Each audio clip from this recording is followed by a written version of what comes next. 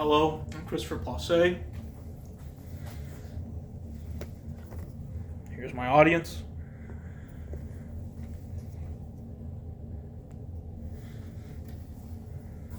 After the Great Depression, it was President Franklin Delano Roosevelt who led with his policies and programs of the New Deal in order to get the country out of the Great Depression, which was the worst economic situation the country had faced.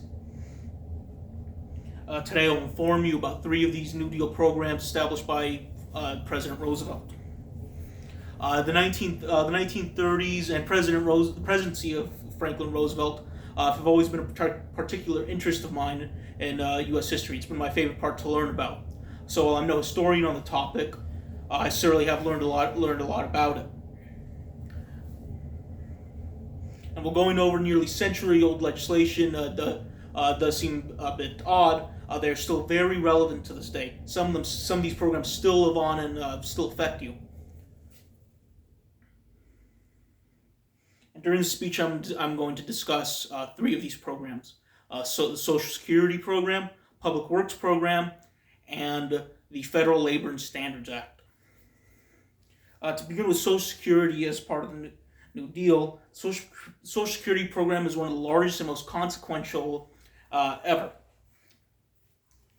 And it was legislation through the Social Security Act of 1935 which really started this. And to begin any conversation about the Social Security Act, has to start with seniors.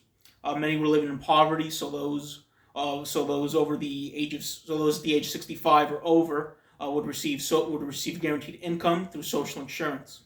The goal of this bill was to help 30 million people, according to a New York Times excerpt from when this bill was actually passed in 1935. And then while also establishing this program for seniors, was also established unemployment insurance and helped families with children. And while this is certainly a monumental program that still exists to this day, to move to another one that was much more of the time would be Public Works Program. The Public Works Program was a defining aspect of the New Deal in its day. When speaking about the Public Works Program, the most important aspect to speak about is the Works Progress Administration. This was an executive order by President Roosevelt. And this was to build all sorts of different projects, infrastructure, schools, bridges, airports, and everything in between. This program was also about unemployment, and this is according to a NPR article from Ron Elving. The goal of the program was, first, the unemployment rate at the time was 20.1% when this was passed in 1935. And so the goal of this program was to get 3.5 million people back to work. By 1943, it would be 8.5 million people were able to get back to work because of this program. And the public works and employment aspect of the Work Progress Administration really shows what the New Deal was about: helping the economy get back together, whether it was these public works and getting so many people back to work. Now to my last point about the Fair Labor Standards Act. This legislation passed in 1938. These were a series of policies, and as the name suggests, standards about labor, about employees and employers. And I'm going to be using an article from Jonathan Grossman at the time from the Department of Labor, along with a Department of Labor handbook about this bill itself. What the Fair Labor Standards Act did was establish a 40-cent per hour minimum wage.